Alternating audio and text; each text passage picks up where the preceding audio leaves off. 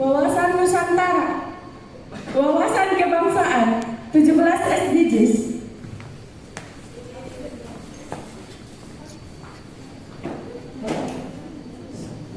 Assalamualaikum warahmatullahi wabarakatuh.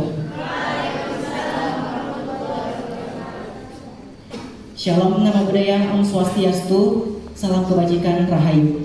Kelompok 1 dari wawasan kebangsaan membawa tema yang inklusif dan berbeda untuk mahasiswa baru khusus di Universitas Muhammadiyah Tapanuli Selatan yang mencakup aspirasi dan juga kebutuhan serta stimulasi negara khususnya di Indonesia.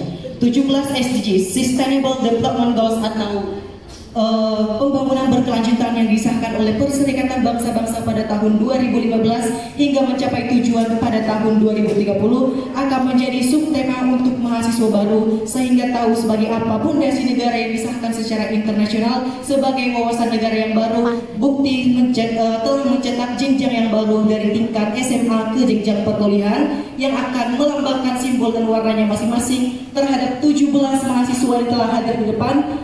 Setidaknya kurang 2 yang akan ditutupi 3 dari konsum oleh 3 dari 3 pemaparan poin yang akan saya jabarkan nanti, dan 1, 2 dan seterusnya akan kita mulai dari sekarang. 1. Tanpa kemiskinan atau no poverty. Teman-teman udah pernah tahu nggak Indonesia masuk ke dalam negara termiskin nomor berapa di dunia? Tidak tahu kan? Kurang literasi ya teman-teman.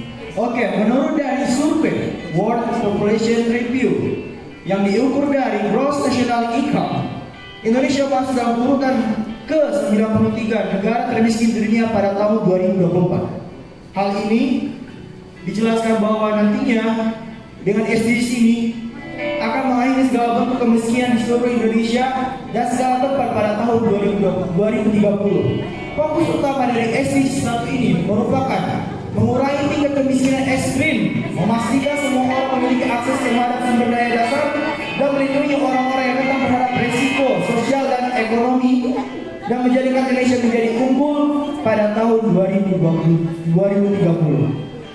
Beberapa contoh penerapan SDGs 1 ini teman-teman, salah satunya ada program PKH, yaitu program Keluarga Harapan di Indonesia, memberikan bantuan tunai kepada keluarga miskin yang memenuhi syarat sesuai dengan ketentuan yang telah berlaku. Yang kedua ada Bank Dunia, yang artinya dapat meningkatkan akses masyarakat terhadap air bersih, listrik, dan transportasi. Dan yang ketiga ada yang menurut Islam, yaitu zakat dan wakaf. Yang dalam konteks ini dana masyarakat akan didistribusikan untuk membantu mereka yang miskin dan kurang mampu sehingga dapat memberdayakan ekonomi dan bakti langsung kepada masyarakat. Mari meningkatkan kualitas hidup manusia dan membuka peluang untuk keluar dari siklus kemiskinan di Indonesia. Terima kasih.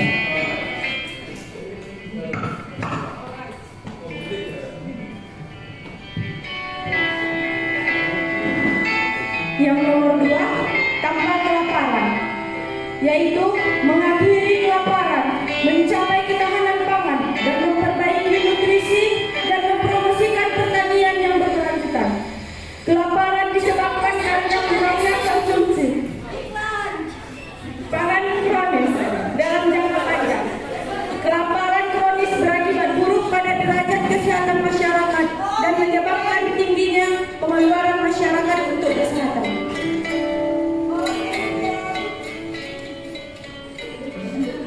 Poin ketiga yaitu kehidupan sehat dan sejahtera, di mana kita sebagai masyarakat Indonesia perlu dapat jaminan sebagai kehidupan yang sehat, yang dimana mendorong kita dalam kesejahteraan bagi semua orang, tidak memandang usia tua atau muda. Fokus dalam tujuan poin ketiga ini, yaitu di mana kita dapat menjaga gizi masyarakat, di mana ada akses dalam kesehatan nasional dan ada ikut serta keluarga berencana yang sebagaimana kita kenal yaitu KB. Dan terakhir ada sanitasi yang di mana pembuangan dan pengumpulan limbah cair agar kita dapat mendapatkan sumber air yang bersih, jernih dan mudah didapat.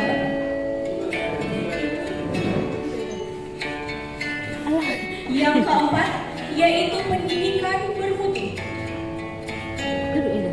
Teman-teman tahu kan apa itu pendidikan yang bermutu?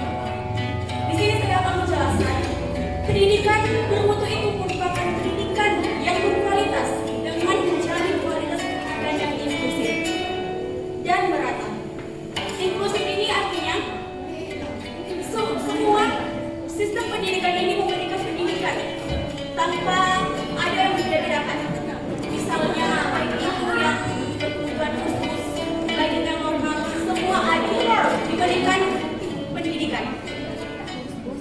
Peningkatan pendidikan ini akan memacu pencapaian terhadap tujuan dan sasaran lain dalam 17 poin SDGs ini, terutama yaitu untuk meningkatkan indeks pembangunan manusia. Baik, untuk poin nomor 5 ada kesetaraan gender. Tahu nggak sih teman-teman sekalian apa itu kesetaraan gender? Kesetaraan gender itu bukan berarti laki-laki dan perempuan itu berada di tingkatan yang sama. Bukan berarti laki-laki angkat galon, cewek itu harus angkat galon, ya kan?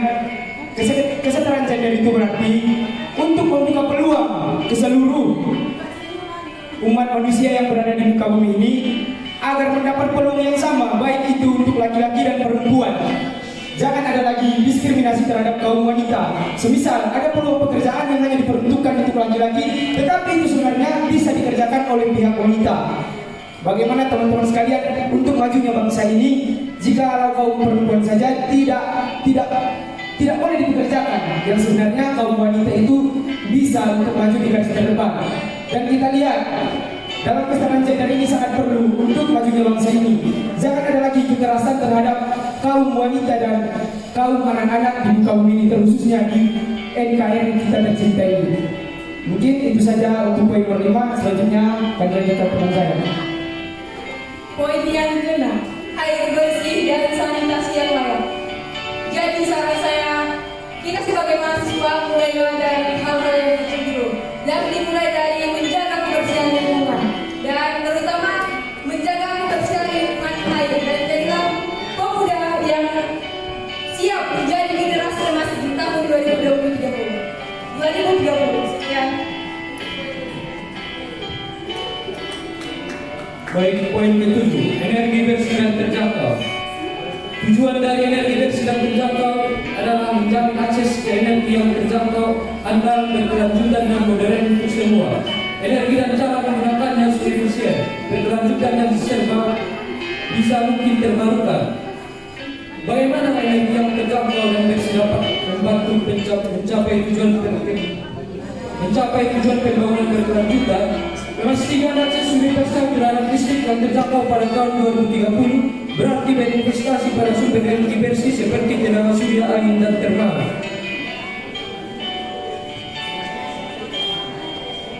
Poin nomor 8, pekerjaan layak dan pertumbuhan ekonomi. Yang dapat dilakukan untuk mengurangi kesenjangan itu, yang pertama, memberantas kelaparan dan kemiskinan. Yang kedua, menghapus kebijakan dan praktik diskriminatif. Yang ketiga, memberikan kesempatan yang sama kepada seluruh masyarakat untuk meningkatkan dan perekonomiannya. Yang kelima, memberdayakan dan mendorong pertumbuhan sosial dan ekonomi yang inklusif. Poin yang ke-11, menjadikan kota dan pemukiman yang lebih inklusif, aman, tangguh, dan berkelanjutan. Yang ini bertujuan untuk menjadikan kota yang lebih modern,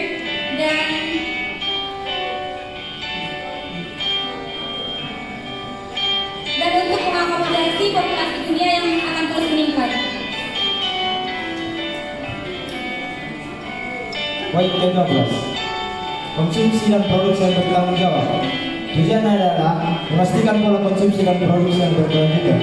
SDG 12 dimaksudkan untuk memastikan penggunaan sumber daya yang baik, meningkatkan efisiensi energi dan infrastruktur yang berkelanjutan, menyediakan akses dan layanan dasar, menciptakan lapangan kerja yang layak dan ramah lingkungan, serta memastikan kualitas hidup yang lebih baik bagi semua orang. SDG selanjutnya yaitu penanganan perubahan iklim.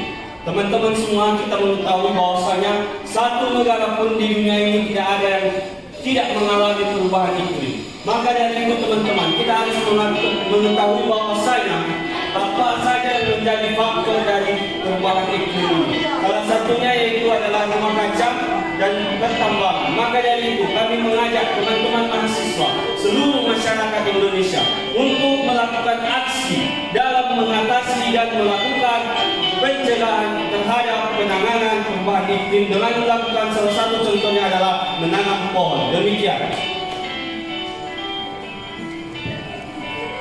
14. Ekosistem lautan.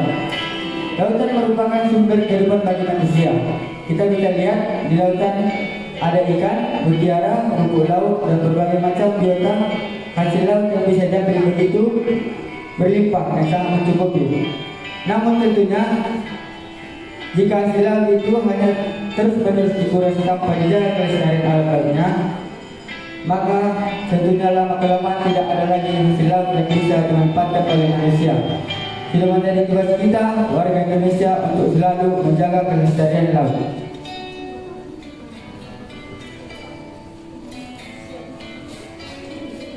15, 16, dan 17 saya akan sampaikan sendiri.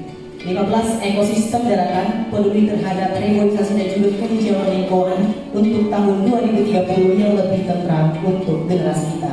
Ke-16. Perdamaian, keadilan, serta inovasi yang berkelanjutan untuk mencapai keadilan dan juga serta pemerintah yang lebih peduli terhadap asas kemanusiaan di Indonesia.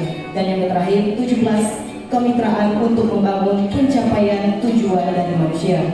Bermitra mulai dari dunia utara hingga dunia selatan sehingga membangun properti yang berharga dan bisa membangun, memajukan, menyetarakan seluruh rakyat di muka bumi.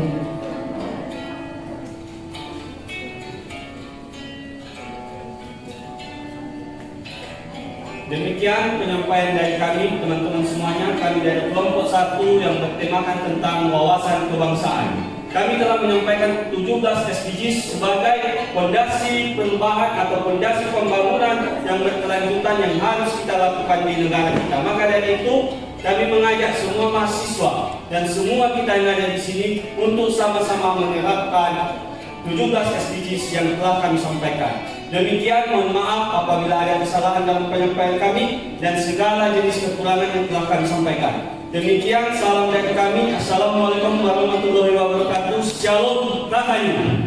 Waalaikumsalam warahmatullahi wabarakatuh.